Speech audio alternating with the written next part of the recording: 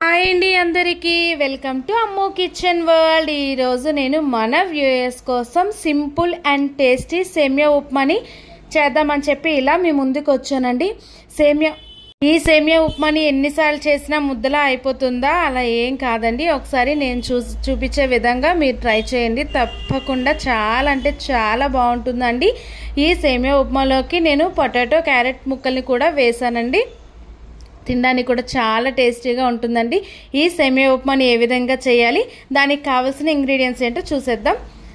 సేమియా, సన్నగా కట్ చేసి పెట్టుకున్న ఉల్లిపాయలు, పచ్చిమిరపకాయ ముక్కలు, కరివేపాకు, అల్లం ముక్కలు, ఆవాలు, జీలకర్ర, పచ్చిశనగపప్పు కొద్దిగా, క్యారెట్ ముక్కలు, అదేవిధంగా బంగాళదుంప ముక్కలు, ఇంకా టమాటా ముక్కలు,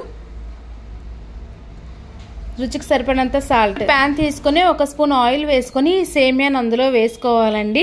దీన్ని ఒకసారి మనము గ్యాస్ అనేది సిమ్లో పెట్టి ఈ విధంగా వేయించుకోవాలండి। ఒకసారి ఇక్కడ మీరు చూసినట్లయితే సేమియా అనేది ఈ విధంగా క్రిస్పీగా వేగే వరకు కూడా మనము వేయించుకోవాలి, మాడిపోకుండా చూసుకోవాలండి।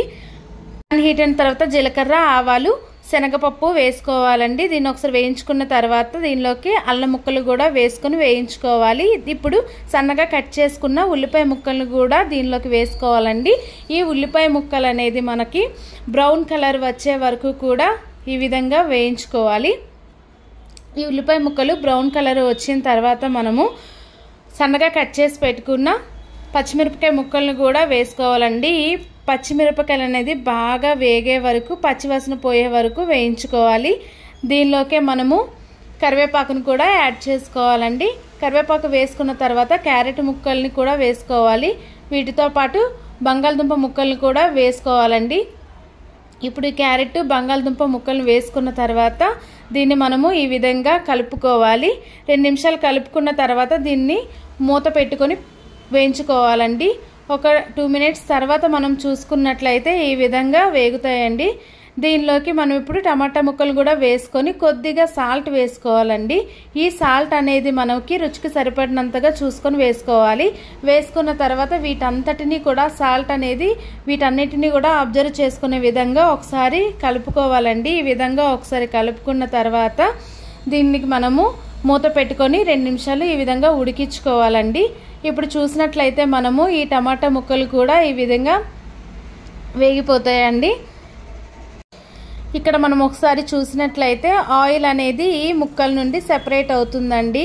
టమాటా పీసెస్ని మనము చెక్ చేసుకున్నట్లయితే ఈ విధంగా సాఫ్ట్గా ఉడికాయి కదండి, అంతేనండి। ఇంకా ఈ ముక్కలు అనేవి సాఫ్ట్గా ఉడికిపోయినట్లేని ఇప్పుడు దీనిలోకి మనము వాటర్ని యాడ్ చేసుకోవాలండి।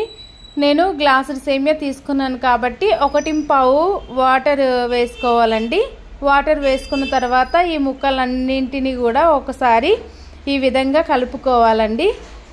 కలుపుకున్న తర్వాత వాటర్ అనేది కాసేపు అయిన తర్వాత ఈ విధంగా మరుగుతుందండి। ఈ మరుగుతున్న దానిలోకి మనము ముందుగానే ఫ్రై చేసి పెట్టుకున్న సేమియాని కూడా యాడ్ చేసుకోవాలండి। ఈ సేమియా అనేది యాడ్ చేసుకున్న తర్వాత ఈ విధంగా మొత్తాన్ని అంతటిని కూడా ఈ పోపులు, ఈ వాటర్ అంతా కలిసే విధంగా కూడా ఒకసారి మొత్తం అంతటిని కూడా మనము ఈ విధంగా కలుపుకోవాలండి।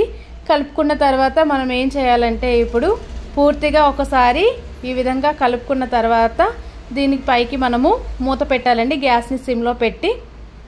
ఒక్క 3 మినిట్స్ తర్వాత మనము గ్యాస్ని సిమ్లో పెట్టుకుంటాం కదా, ఇప్పుడు మనం చెక్ చేసుకున్నట్లయితే ఈ సేమియా ఉప్మా అనేది ఈ విధంగా వస్తుందండి। ఒకసారి చూడండి, ఇక్కడ ముద్దవకుండా పొడి పొడిగా ఏ విధంగా కనిపిస్తుందో ఇక్కడ మీరు అబ్జర్వ్ చేసినట్లయితే మీకు కనిపిస్తుందండి। చూసారు కదా, కొంచెం కూడా ముద్దవకుండా ఎంత పర్ఫెక్ట్గా పొడి పొడిగా వచ్చిందో, అంతేనండి। ఇంకా సేమియా ఉప్మా అనేది రెడీ అయిపోయిందండి, అంతేనండి। ఇంకా ప్లేట్ తీసుకొని వేడి వేడి సేమియా ఉప్మాని సర్వ్ చేసుకొని తినడమేనండి। ఇందులో క్యారెట్ ముక్కలు, పొటాటో ముక్కల్ని మనము యాడ్ చేయడం వల్ల టేస్ట్ అనేది చాలా డిఫరెంట్గా ఉంటుందండి, చాలా చాలా బాగుంటుంది కూడా। పిల్లలు కూడా దీన్ని చాలా ఇష్టంగా తింటారండి। ఒకసారి మీరు కూడా అలా ట్రై చేయండి, ఎలా వచ్చిందో కామెంట్ సెక్షన్లో కామెంట్ చేయండి ఫ్రెండ్స్। అదేవిధంగా నా వీడియోస్ని కనుక మీరు ఫస్ట్ టైం చూసినట్లయితే లైక్ చేయండి, షేర్ చేయండి, సబ్స్క్రైబ్ చేసుకోండి।